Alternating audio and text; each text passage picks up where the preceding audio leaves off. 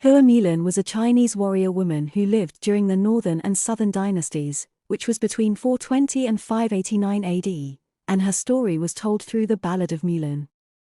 Now, it is possible that she was a real person, but it is largely believed that her story is of a fictional genre. Whether real or not, she has been an inspiration to women for ages, and she has a crater on Venus named after her. There have been a number of stories about Hua Mulan as well as the Mulan song. 1,000 years after it was written, there was a play by Xu Wei, and a Qing dynasty story called Sui Tang Romance which tells its story around 620 AD at the beginning of the Tang dynasty, which had another female warrior named Do Xianyang who became Mulan's enslaved sister, or Lao Tong.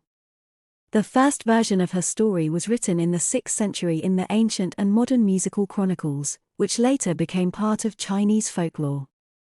In the original poem, Hua Mulan is sitting in her loom where the men in her family are asked to defend China in the army. She does not want to serve her old and sick father, and her brother is too young. She takes her father's place in the army with his blessing and her mother's blessing. By now, Mulan was already a good fighter who was trained in martial arts, sword fighting, and archery.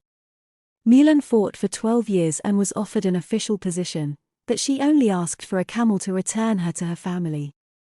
When she wears traditional women's clothes, her fellow soldiers realized that she was a woman all along. In the Sui Tang Romance version of the story, which was first released in 1695, Mulan only has sisters and a baby, so Mulan took her father Huahu's place in the army. The king's daughter is also a warrior named Xianyang. She is delighted to learn that Mulan is a woman who also fights. Think of that scene in Game of Thrones when Arya meets Brienne, and they become Lao Tong.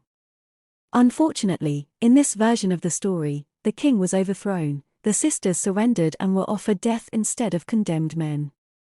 However, they are not killed, and Emperor Mulan's mother gives money to her parents. Her father died in her absence and her mother remarried. He asks Mulan to become a concubine, she kills herself.